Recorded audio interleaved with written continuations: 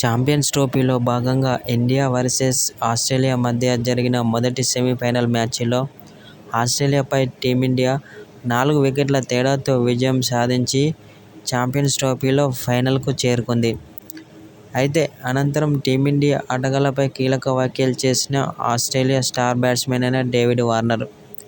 ఇప్పుడున్న ఫామ్లో టీమిండియాను ఓడించడం ఏ జట్టు వల్ల కాదని డేవిడ్ వార్నర్ అన్నాడు.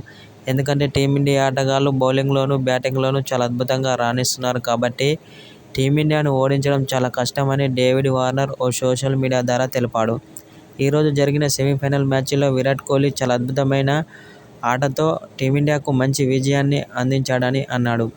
అనంతరం అతని యొక్క బ్యాటింగ్పై ప్రశంసల వర్షం కురిపించాడు ఆస్ట్రేలియా స్టార్ బ్యాట్స్మన్ అయిన డేవిడ్ వార్నర్. ఇలాంటి బ్యాట్స్మన్ జట్టులో ఒక్కరుంటే మాత్రం ఆ జట్టుకు తిరుగుండదని డేవిడ్ వార్నర్ చెప్పుకొచ్చాడు.